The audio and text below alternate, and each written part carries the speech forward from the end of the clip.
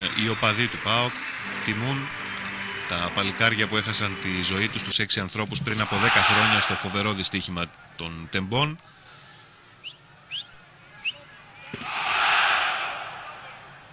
Μάλιστα, γι' αυτό το λόγο κρατήθηκε και 1 λεπτού σιγή στην σχεδόν κατάμεστη Τούμπα από τον Βασίλη Παμπορίδη, τον ρέφερη της αναμέτρησης. ΠΑΟΚ που έψαχνε εναγωνίως στην νίκη. Το πρώτο δεκάλεπτο ωστόσο ήταν αμφίροπο. Πρώτη καλή φάση για τον Ηρακλή με τον Επστάι να κατεβάζει με το χέρι στη συνέχεια να τον μαρκάρει αντικανονικά ο Ραμπατζής. Φάση που καταγράφηκε μένα αλλά δεν κατέληξε σε γκολ στο 2. Απάντηση από τον ΠΑΟΚ με το σούτ του Βιεϊρίνια, εξαιρετικά φορμαρισμένο στο τελευταίο χρονικό διάστημα. Στο 3ο λεπτό συνέβη αυτό. Και στο 9 ο Κατσαμπής βρέθηκε μόνος του στην απέναντι περιοχή, σούταρε πάνω όμως στον άλλο τη συμπαίκτη τον Χαλκιά. Στο 20 η σειρά του ΠΑΟΚ να απειλήσει πάλι με τον Βιεϊρίνια που έπαιξε 4-3-3. Κονσεϊσάο στη μία άκρη, Βιεϊρίνια στην άλλη. Ξεφυσάει ο Σάντος, βλέπει ότι η ομάδα του δυσκολεύεται στον γκολ. Στο 24 και πάλι ο Βιεϊρίνια, η κεφαλιά στην αγκαλιά του Κοβαλεύσκι. Ο ΠΑΟΚ που συνεχίζει να επιτίθεται έχει ένα σούτ με τον Πάμπλο Γκαρσία που απομακρύνει ο Πολωνός κύπερ. Στη συνέχεια δεν μπορεί να κάνει τίποτα ο Κονσεϊσάο. Και λίγα δευτερόλεπτα αργότερα καταγράφηκε η τελευταία φάση του πρώτου μέρους στο 35 με το σούτ του Παπάζογλου, το οποίο μπλόκαρε ο Κοβαλεύσκι. Στο ημίχρονο η τραυματιοφορής, ο οδηγός του οχήματος, πήρε μαζί του και μια κάμερα, την συμπαρέσυρε, τη βρήκε ο Βιεϊρίνια και την παρέδωσε στον κατεχό της, όχι πάντως έτοιμη για λειτουργία. Ο ΠΑΟΚ που μπήκε εξαιρετικά δυνατά στο δεύτερο ημίχρονο θέλοντας να πετύχει οπωσδήποτε ένα γκολ και έκανε τις φάσεις, είχε πολλές ευκαιρίες να το καταφέρει. Εδώ η σέντρα του Σορλέν, φοβερή κεφαλιά από τον Φωτάκη, αλλά εξίσου εξαιρετική η επέμβαση από τον Κοβαλεύσκι εξ επαφής.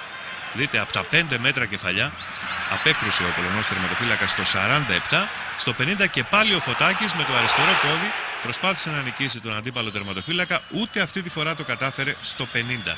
Στο 61 η πρώτη και τελευταία επιθετική στιγμή του Ηρακλή με τον Τουμά να σουτάρει και να στέλνει την μπάλα out.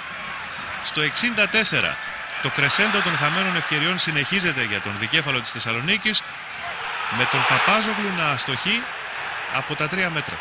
Στο 64 ούτε ο ίδιος ο νεαρός πιστεύει τι έχασε από την σέντρα του Λίνο, έστειλε την μπάλα να περάσει ψηλά out.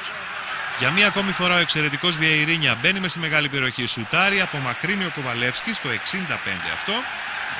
Στο 73 και πάλι ο Βιεϊρίνια από την παλιά του Κουτσιανικούλη που είχε μπει στον αγωνιστικό χώρο λίγο νωρίτερα, αλλάζει πόδι. Ωραίο σουτ, την μπάλα δίπλα το δοκάρι του Κοβαλεύσκι.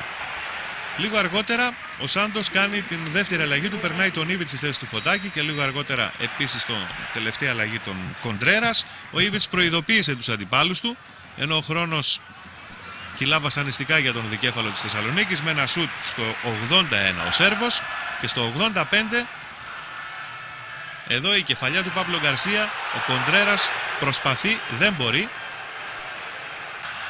μάλλον προβολή ήταν σε στυλ απομάκρυνσης, και ο Ήβιτς εδώ αλλάζει με τον Κοντρέρας στο 87, κρύο αίμα ο Σέρβος, σουτάρει ανάμεσα από 2, στέλνει την μπάλα στη γωνιά του Κοβαλεύσκι και δείτε πως έχει καταβληθεί από το άγχος. Έκανε 1 λεπτό να σηκωθεί από το χορτάρι ο Σέρβος.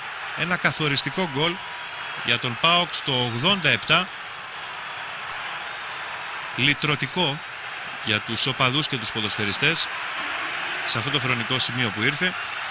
Με αυτό το γκολ λοιπόν ο ΠΑΟΚ καταφέρνει να νικήσει για πρώτη φορά έπειτα από την πρεμιέρα του πρωταθλήματος και να επικρατήσει επί του αντιπάλου του για 7η συνεχή χρονιά στην Τούμπα. Ξανά το πολύ ωραίο γκολ του Ήβιτς και με αυτό κρίθηκε το ντέρμπι της Θεσσαλονίκης. ΠΑΟΚ Ηρακλής 1-0.